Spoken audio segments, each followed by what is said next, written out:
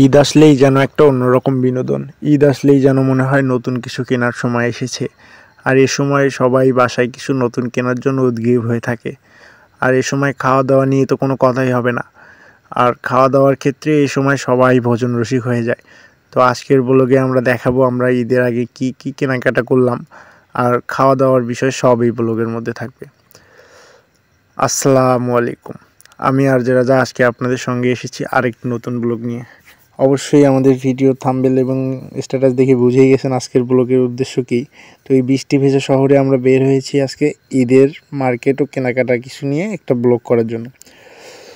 আজকে শহরে অনেক বৃষ্টি হয়েছে, তো বৃষ্টির মধ্যেই আমরা সাবধানে গাড়ি চালায় শহরের মধ্যে আসছি, যেন আমাদের কেনাকাটা করতে খুব একটা দেরি না হয়। তো খুব তাড়াতাড়ি আমরা এখানে কুরিয়ারে আসছি। ফার্স্ট কুরিয়ারে এসে দেখি বৃষ্টিতে কুরিয়ার অবস্থা খুবই খারাপ। তো এখানে খুব তাড়াতাড়ি পার হয়েই আমরা কুরিয়ারের মধ্যে একটা প্রোডাক্ট পাঠাই দেবো, এই জন্য শুধু প্রোডাক্টটি দেওয়ার জন্যই আসছি। এইটা হচ্ছে আমার প্রিন্স ভাইয়ের দুলাভাই, ওনার কাছে প্রোডাক্টটি পাঠাবো অনেক দূরে। তো এই জন্য কুরিয়ারে এসে প্রোডাক্টটি তাড়াতাড়ি পাঠাই দিয়ে আমরা এখানে চলে আসছি এলজি শোরুমে। এলজি শোরুমে আসার পরই আমরা ভিতরে ঢুকেই দেখি এখানে রুবেল ভাই আগে থেকে এসে বসে আছে, কারণ রুবেল ভাই কী প্রোডাক্টটি নিবে এটা ওনার আগে থেকেই চয়েস করা হয়ে গেছে। উনি একটা টিভি কিনবে, তো আগে টিভিটা নাকি ওনার কাছে ওল্ড মডেল লাগতেছে, তো আপডেট একটা টিভি চয়েস করছে উনি।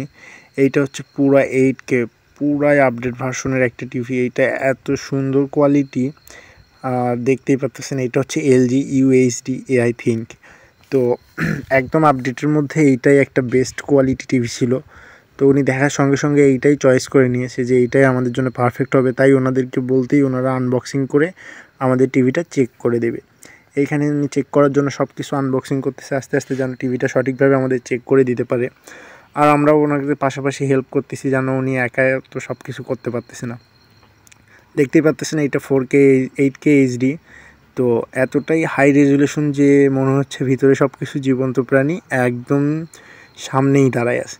তো আমরা তো খুব হয়ে দেখতেছি, কারণ ফার্স্ট টাইম এইরকম একটা 8K টিভি কিনলাম। টিভিটা ওখান থেকে কনফার্ম করেই কাচ্চিবাড়িতে চলে আসছি ইফতার করার জন্য। যদিও রমজান মাস, ইফতার আমাদের করতেই হবে, সবাই আমরা রোজা। তো ইফতার করার জন্য কাচ্চিবাড়িতে এসে অর্ডার করেই আমরা এখানে টেবিলে বসে পড়ছি ক্যামেরা অফ করে।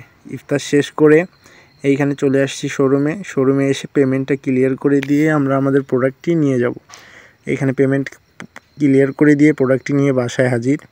তো বাসায় এসে এখন আনবক্সিং করার পালা, কারণ আমরা সব প্রোডাক্টটি কেনার পর আনবক্সিং করি এইখানে বাসায় এসে, বা দোকানেই আনবক্সিং করে ফেলি। তো এইখানে এসে আমরা আনবক্সিং করার জন্য শুরুতে ওনাদের মতো আস্তে আস্তে সব কিছু আনবক্সিং করতেছি। খুব সাবধানতাভাবে টিভিটা বার করলাম। সবাই ভাবতেছে এটা কোন সাইডে রাখা যায়, টিভিটা কোথায় রাখলে ফোকাসটা ভালো হবে। তো আগের মনিটরটা যেইখানে ছিল টেবিলে ওইখানেই এটা রাখার পরিকল্পনা করলো। ওইখানে এটা বানাইছে ভালো, কিন্তু আমার মনে হয় ডিসপ্লেটা একটু বেশি বড় হয়ে গেছে। যাই হোক, সব মিলিয়ে একটা জোস কম্বিনেশন ছিল। তো এইখানে টিভিটা সেটিং করার পর আমরা দেখতেছি সব ক্যাবেলগুলো অথেন্টিক ছিল কিনা। ক্যাবেলগুলো চেক করে এখন অন করে দেখার পালা। তো তাড়াতাড়ি ক্যাবেলগুলো চেক করেই টিভিটা অন করে দিলাম। তো এইখানে টিভিতে লাইট অবশ্য আসছে, কিন্তু এখনও কোনো সার্ভিসিংয়ের লাইন ওখানে লাগানো হয়নি। তারপরে সব দিক থেকে দেখা যাচ্ছে স্টিকারগুলো সাইড থেকে এখনও সব অথেন্টিক, কিচ্ছু তোলা হয়নি। তো এই স্টিকারগুলো প্রিন্স ভাই খুব সাবধানতা সহকারে তুলতেছে, কারণ একটু 19-20 হলে হয়তো ডিসপ্লের উপর কোনো স্ক্র্যাচ পড়তে পারে, আর স্ক্র্যাচ পড়লে ডিসপ্লেটা নষ্ট হতে পারে। এটা তো খুবই সেন্সিটিভ একটা বিষয়। উনি হালকা করে একটা ব্লেড না কি যেন নিচে হাতে, ওইটা দিয়ে খুশকে আস্তে করে তুলতেছে। তো ভিউয়ার্স, আজকের ব্লগটা আমাদের কেমন লাগলো সবাই কমেন্টে জানাবেন। আর সবাই